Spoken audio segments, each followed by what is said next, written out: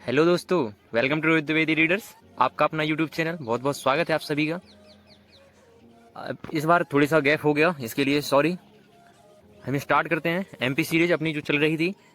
आपको daily test देने के लिए हमारी ये टेलीग्राम का ये चैनल है, आप ज्वाइन कर सकते हैं। इसमें डेली टेस्ट होते हैं इससे रिलेटेड। चलिए स्टार्ट करते हैं। ऑलरेडी हम 56 क्वेश्चंस कर चुके हैं, आपने देखा होगा पिछले वीडियो में। अब नेक्स्ट देखिए, राजगद्दी एवं रजवाड़ा में किसकी आदम कद आकार की मूर्ति है। तो ये क्वेश्चन आया हुआ है, हम ऑलरेडी प्रीवियस क्वेश्चंस कर रहे हैं, तो आपको कंफ्यूजन नहीं होना। इसका सही आंसर क्या हो जाएगा आपका? इसका सही आंसर हो जाएगा आपका अहल्याबाई। चलिए, अहल्याबाई की आदम कद आकार की मूर्ति बनी हुई है राजगद्दी में रजवाड़ा में। अहल्याबाई होलकर के बारे में हमने बताया है आपको, जो होलकर वंश के जो संस्थापक थे मल्हार राव होलकर, इनके पुत्र खंडेराव की पत्नी थी। इनका जन्म 1725 ईस्वी में हुआ और इनका जो देहांत है वो 1795 को इंदौर में हो गया था। क्लियर। नेक्स्ट देखिए, शहडोल जिले में किस शासक की सिक्की पाई गई थी। तो शहडोल जिले में कनिष्क के टाइम की सिक्की पाई गई है और कनिष्क अधिकांश जो प्रतिमाएं हैं, प्रतिमा सिक्कों पर भगवान शिव और उनकी बैल नंदी की प्रतिमाएं अंकित हैं। कनिष्क बौद्ध धर्म की महायान शाखा से रिलेटेड थे, याद रखिएगा। इनके समय बौद्ध धर्म की जो चौथी बौद्ध संगति हुई थी, कहाँ पर? कश्मीर के कुंडलवन में। याद रखिएगा, ये पूछ लेता है किसके टाइम में हुई थी, तो आपका सही आंसर हो जाएगा कनिष्क के टाइम में। क्लियर। सन 1942 ईस्वी में छत्तीसगढ़ का एक समाचार पत्र अंग्रेजों का कोपभाजन बना था, कौशल। क्लियर। सन 1942 ईस्वी में, याद रखिएगा, कोपभाजन बना था, कौन सा? महाकौशल। नेक्स्ट देखिए, मध्य प्रदेश में अवंती किसे कहा जाता था। तो अवंती उज्जैन का ही पुराना नाम है, तो इसका सही आंसर हो जाएगा आपका उज्जैन। अवंती जो नाम है, रामायण, वेद, पुराण, महाभारत सभी जगह उज्जैन का नाम क्या मिल रहा है? अवंती। याद रखिएगा, क्षिप्रा नदी के किनारे बसा हुआ है। यहाँ पर आपको एक तरफ शासक दिए गए हैं और एक तरफ उनकी राज्य क्षेत्र दिए हैं, तो उनको मिलाना है आपको। जैसे कि राजा भोज, राजा भोज का संबंध कहाँ से है, तो इसका सही हो जाएगा धार। दुर्गावती का संबंध कहाँ से? दुर्गावती गोंडवाना राजवंश की मतलब महारानी थी। समुद्रगुप्त का संबंध कहाँ से है? समुद्रगुप्त विदिशा हो जाएगा। और अशोक का संबंध कहाँ से है? अशोक का उज्जैन से है। क्लियर। इसका सही आंसर कौन सा हो जाएगा? ए का 3, ये तो दोनों कट गए।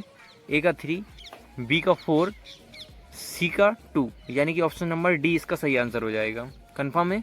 चलिए, रानी दुर्गावती संबंधित हैं, तो रानी दुर्गावती कहाँ से संबंधित है? इसका सही आंसर हो जाएगा आपका जबलपुर। जबलपुर से संबंधित है। कलिंजर के राजा जो कीर्ति सिंह चंदेल, इनकी पुत्री थी ये। इनका विवाह गढ़क टंगा की राजा दलपत साय से हुआ था, जो कहाँ पर है? जबलपुर के पास में है। तो नरसिंहपुर जिले का जो चौरागढ़ है, इस राज्य की राजधानी हुआ करती थी, जिसे अकबर के सेनापति आसफ खां ने विश्वासघात कर 1664 ईस्वी में जीत लिया था। कंफर्म है? ओके, नेक्स्ट चलते हैं।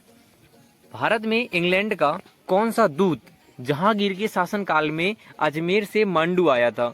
इसका सही, जहांगीर के टाइम में कौन आया था? इसका सही आंसर हो जाएगा Thomas Roe. Clear. Sir Thomas Roe बादशाह जहांगीर के शासनकाल में कब आया था? 1616 ईस्वी में। इसने अजमेर के किले में जहांगीर से मुलाकात की। मांडू और अहमदाबाद की यात्रा के दौरान ये जहांगीर के साथ रहा। पूर्वी द्वीपों की यात्रा ये नामक विवरण में इसने मुगल दरबार में जो षड्यंत्र होते थे, धोखाधड़ी होती थी, इसका वास्तविक विवरण प्रस्तुत किया है। कहाँ पर? पूर्वी द्वीपों की यात्रा में। इसने मुगल सम्राट जहांगीर से भारत में अंग्रेज फैक्ट्री स्थापित करने का कानूनी अधिकार प्राप्त किया था। कंफर्म है? 1616 ईस्वी में, याद रखिएगा। राजा भोज ने शासन किया था, तो राजा भोज ने कहाँ पर शासन किया था? इसका सही आंसर हो जाएगा धार। परमार वंश के शासक थे राजा भोज, और परमार वंश की राजधानी अक्सर पूछ लेता है एग्जाम में, तो क्या थी? धार थी। राजा भोज विद्वान होने के साथ साथ काव्य शास्त्र और व्याकरण की ज्ञाता थे। इनके जो प्रमुख ग्रंथ थे वो कौन से थे? एक तो युक्ति कल्पतरु, चारु चर्चा, श्रृंगार मंजरी, कृत्य कल्पतरु और तत्व प्रकाश, ये आ जाते हैं, तो याद रखिएगा। ओके, नेक्स्ट देखिए, निम्न में से कौन सा संस्कृत कवि मध्य प्रदेश का नहीं है? तो निश्चित है कि आप इसको तुरंत पहचान गए होंगे। कल्हण की राजतरंगिणी का उल्लेख कहाँ मिलता है? कश्मीर से। ठीक है, कल्हण जो है काश्मीरी इतिहासकार तथा विश्व विख्यात ग्रंथ राजतरंगिणी, जिसका संबंध किससे है? काश्मीरी इतिहास से, इसकी रचयिता है। और बाकी के जो 3 थे वो शेष मध्य प्रदेश से थे। अकबर के साथ युद्ध करने वाली दुर्गावती कहाँ की रानी थी? तो दुर्गावती थी। तो इसका सही आंसर हो जाएगा आपका, देख लीजिए पीएससी में आया है 2010 में, इसका सही आंसर हो जाएगा मंडला। रानी दुर्गावती कहाँ की रानी थी? मंडला की, इसके बारे में बता चुके हैं हम। गढ़कटंगा के राजा दलपत साय से इनका विवाह हुआ था। और मध्य प्रदेश के जो गोंडवाना क्षेत्र में रहने वाले गोंड वंशज 4 राज्यों पर ये राज किया करते थे। कौन कौन से थे वो 4 राज्य? गढ़मंडला था, दूसरा देवगढ़, तीसरा चंदा और चौथा खरेला केरला। ठीक है, तो जो रानी दुर्गावती के पति दलपत साय थे ये कहाँ पर थे? ये गढ़मंडला वाले क्षेत्र पर थे। कंफर्म? चलिए, मांडू निम्नलिखित में से किससे संबंधित है? तो मांडू रानी रूपमती, इसका सही आंसर हो जाएगा रानी रूपमती। मांडू जो है मध्य प्रदेश के धार जिले में स्थित है। यह मूलतः मालवा के परमार राजाओं की राजधानी थी। यह एक ऐसा पर्यटक स्थल है, याद रखिएगा, ये भी एक प्रेम कहानी से रिलेटेड है, जो रानी रूपमती और बादशाह बाज बहादुर की अमर प्रेम का साक्षी है, जैसे कि अपना ताजमहल। क्लियर? वैसे ही मांडू है।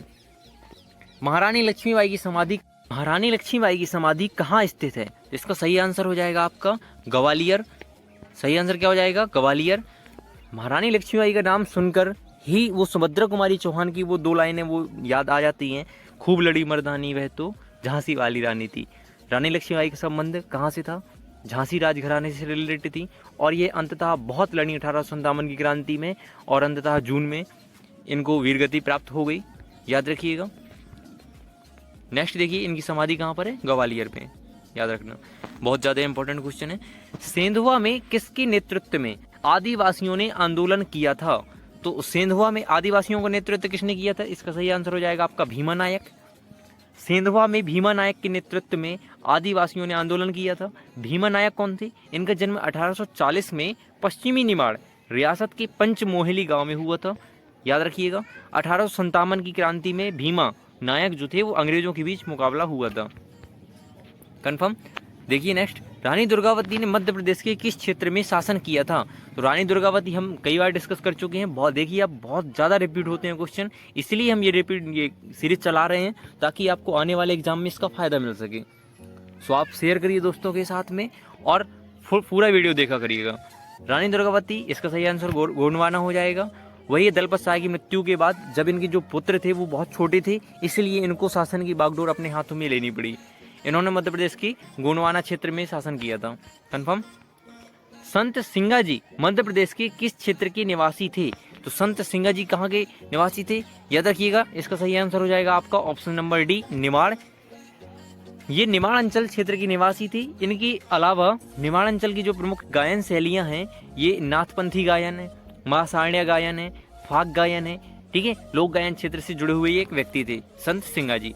चंद्रशेखर आजाद का जन्म मध्य प्रदेश के किस जिले में हुआ है? तो चंद्रशेखर, अगर 2017 का याद कीजिए, इसका सही आंसर हो जाएगा ऑप्शन के अकॉर्डिंग झाबुआ। ठीक है, लेकिन वर्तमान में क्या है? अलीराजपुर हो जाएगा। ठीक है, अब भाभरा गांव में हुआ था। भाभरा गांव का वर्तमान नाम क्या है? याद रखिएगा, चंद्रशेखर आजाद नगर। ठीक है, 23 जुलाई 1906 को यहाँ पे इनका जन्म हुआ था, जबकि मृत्यु कहाँ हुई थी? 27 फरवरी 1931 को प्रयागराज इलाहाबाद के अल्फ्रेड पार्क में, जिसका वर्तमान में नाम क्या कर दिया गया है? आजाद पार्क, जिसे अब आजाद पार्क के नाम से जाना जाता है। याद रखिएगा, चंद्रशेखर आजाद से ये क्वेश्चन। किस नरसंहार को मध्य प्रदेश का जलियांवाला बाग कांड कहा जाता है?